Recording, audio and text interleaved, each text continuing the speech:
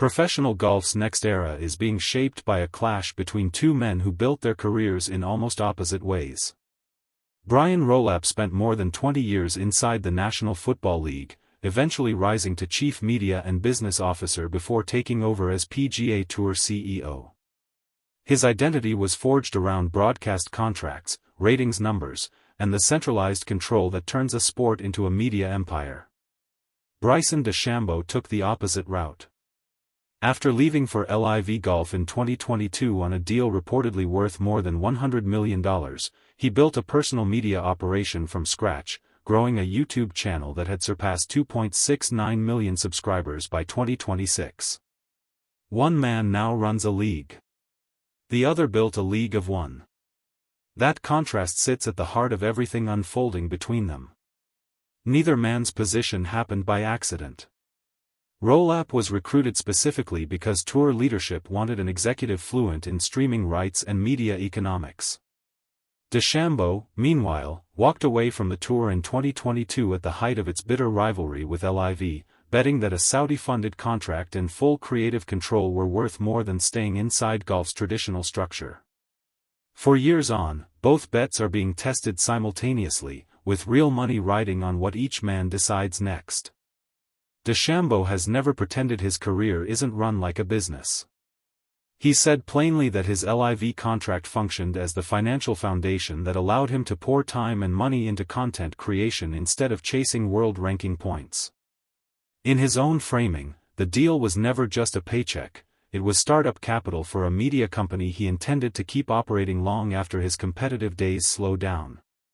Few golfers have talked about their contracts in those terms, and that mindset explains why conventional pressure points, scheduling demands, tour politics, public criticism, haven't moved him much so far. The friction between the two men predates any single meeting.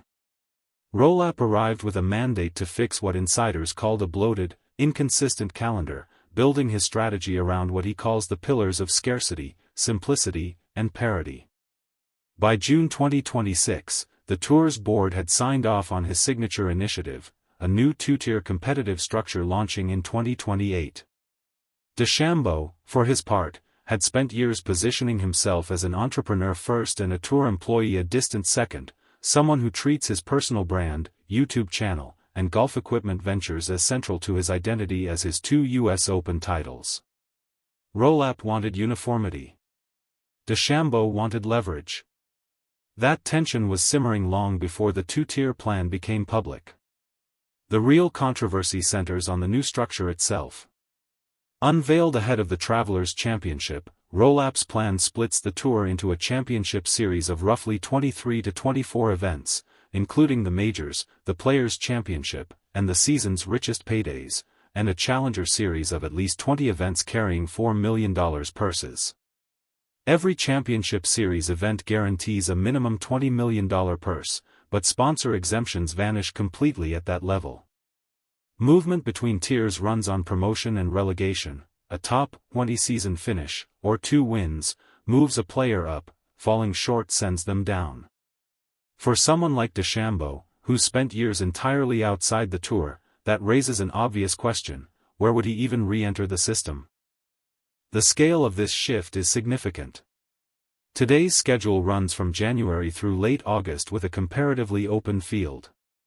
The new structure compresses that to 24 to 26 events total, at least 8 fewer than players compete under now. For decades, sponsor exemptions let organizers handpick a rising amateur, a hometown name, or a past champion regardless of ranking. Under the championship series, that tool disappears, replaced by a strict, results-only ladder. Supporters call it meritocracy in its purest form, detractors call it a system that locks in whoever's already on top. Current tour players don't agree on any of this, which proves this isn't simply a story of one rebellious star against one CEO. Rory McIlroy gave a mixed assessment, warning that lower-tier events risk turning into what he called a glorified Corn Ferry Tour. Lucas Glover, who chairs the Players' Advisory Council, defended the overhaul outright, arguing that change is difficult but sometimes unavoidable. Others, including Nick Taylor, worried openly about being shut out of historic national championships depending on which tier they land in. Xander Schauffele and Billy Horschel both spoke in favor of a stricter, results-driven system. The tour's own materials lean on the word meritocracy and promise greater competitive clarity. So even before LIV players enter the conversation, the plan already splits opinion inside the tour's existing membership. Layer DeChambeau on top of that, and the stakes climb considerably. Reports place him in contact with tour officials at Augusta National during Masters Week in April 2026, with separate reporting describing meetings between DeChambeau and tour president Scott O'Neill. Rolapp, meanwhile, has reportedly met with several stars, including sessions around the CJ Cup Byron Nelson, to preview the two-tier concept directly. None of this points to a single dramatic confrontation or ultimatum. It shows a slower, messier negotiation playing out over months, between a league remaking its structure and a star who walked away on his own terms in 2022. Here's what's confirmed: DeChambeau was extended the same return offer given to Brooks Koepka, Jon Rahm, and Cam Smith. Koepka took it. DeChambeau, Rahm, and Smith all said no. As Golf Digest put it, the complication for any future path back is that Rolapp already extended DeChambeau a chance, and he turned it down. That single detail reframes the story. This isn't about a CEO strong-arming a player into compliance, it's about a player handed exactly the door he claims to want, who chose to leave it shut, at least for now. The terms Koepka accepted help explain why the others hesitated. Returning restored his tour access immediately, but at a real cost: no access to tour equity for 5 years. For a golfer who's already built an independent income stream worth hundreds of thousands a month, that penalty box means something very different than it would for a player with no outside revenue. DeChambeau hasn't confirmed he was offered identical terms, but the pattern across other returning LIV players suggests any deal on the table carries something similar, a detail that may explain his hesitation better than any single meeting could. The real reason DeChambeau can afford to say no lives outside the golf course. He's kept his name attached to the ongoing antitrust lawsuit against the tour, a legal wrinkle that complicates any quiet return. And unlike Koepka, who accepted the 5-year equity restriction, DeChambeau has shown no urgency to sign onto anything similar. His backup plan stopped being a backup plan a while ago. By 2026, analysts estimated his YouTube channel alone was pulling in roughly $800,000 annually from ad revenue across about 20 million monthly views, before brand deals, merchandise, or sponsorships. He said as much himself, that he could simply do YouTube golf and be completely fine. That figure is just one piece of a broader operation built entirely outside the tour. As captain of his LIV team, Crushers GC, DeChambeau signed a long-term apparel deal with Reebok in December 2024, becoming the face of the brand's return to golf. 7 months later, in July 2025, he added a multi-year Qualcomm partnership built around content creation rather than a simple logo placement. Crushers GC itself, with teammates Paul Casey, Charles Howell III, and Anirban Lahiri, has racked up 5 team titles, including the 2023 Team Championship. None of that depends on holding a PGA Tour card. Every sponsor, every partnership, every dollar exists whether or not Rolapp ever picks up the phone. That confidence hasn't gone over well with everyone covering the sport. Golf commentator Eamon Lynch pushed back hard, arguing DeChambeau has lost touch with how much real negotiating power he holds. Lynch's broader point is that DeChambeau's position weakened the moment LIV Golf's backer, Saudi Arabia's public investment fund, signaled plans to pull its funding at the end of the 2026 season. That detail changes the entire leverage calculation. As long as LIV had Saudi money behind it, a tour return was purely optional. Once that funding disappears, the math gets far more urgent, for him and every other LIV player watching the same headlines. That funding threat is the real fault line beneath the whole situation. The Financial Times first surfaced PAF's plan to end its backing, and the timing landed almost perfectly alongside Rolapp being interviewed on the same subject. Asked directly whether a path back existed for players like DeChambeau and Rahm, Rolapp avoided anything resembling an ultimatum, instead pointing to what the tour already has, what he called the strongest collection of golfers in the world by rankings and viewership. That's not the language of an executive punishing a wayward star. It's the language of someone who believes he's holding the stronger hand regardless of what any individual player decides. He's also not the only LIV player facing this fork in the road. Jon Rahm, who joined LIV in 2023 on a deal reportedly worth around $300 million, was reportedly caught off guard by PF's funding decision, yet has kept paying his fines to stay eligible on the DP World Tour while focusing on competing rather than negotiating publicly. Reporting also suggests Rahm has been quietly stepping back from LIV's structure, a far quieter approach than DeChambeau's louder, content-driven leverage play.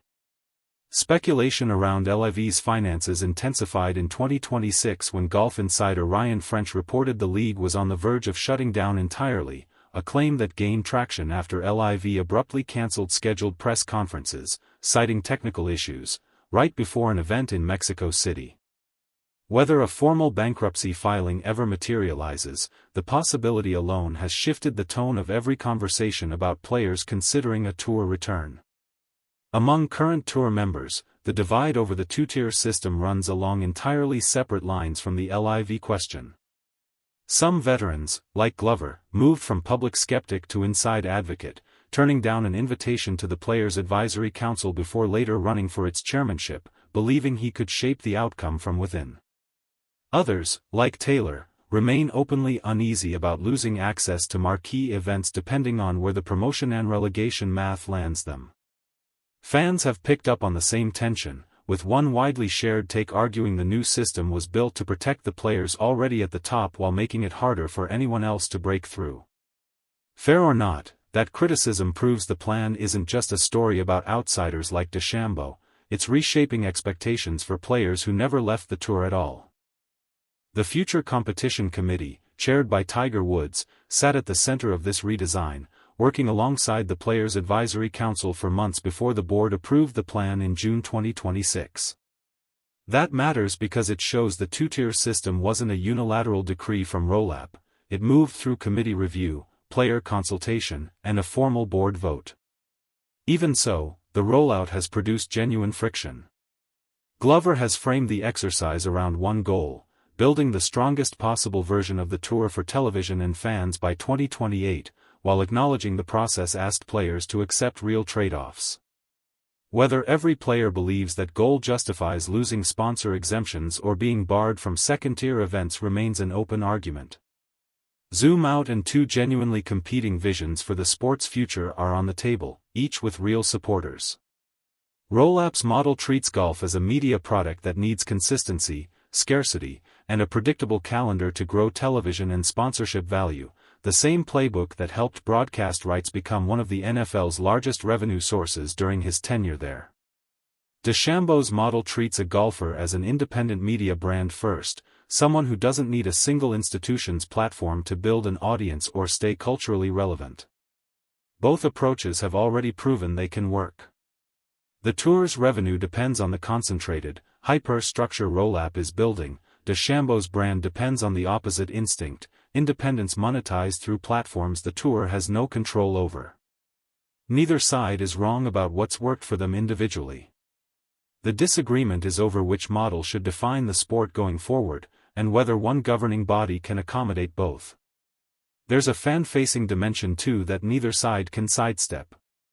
A more concentrated championship series is designed to make tour golf easier to market, addressing years of complaints about an overcrowded schedule.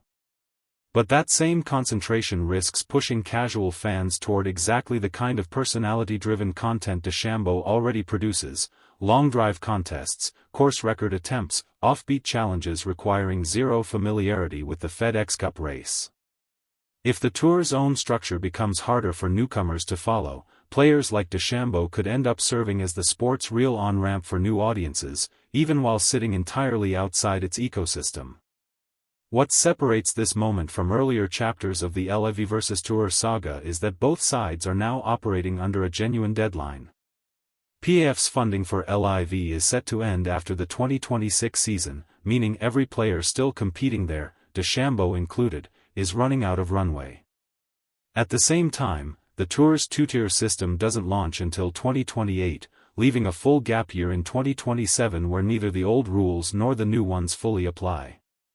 That gap is exactly where the quiet meetings and public statements between Rolapp and DeChambeau are unfolding right now, without a script or a guaranteed outcome for either side.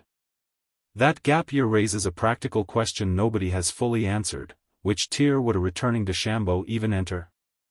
The championship series sets a top 20 finish or 2 wins as the standard promotion path, a bar that assumes a player is already competing inside the system.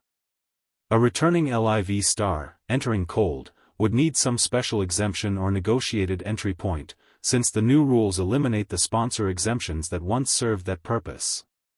That structural gap may matter more to the outcome than any single conversation between the two men, because even if both wanted a deal finalized tomorrow, the mechanism to make it happen cleanly doesn't fully exist yet. The business calendar adds its own pressure to DeChambeau's side too.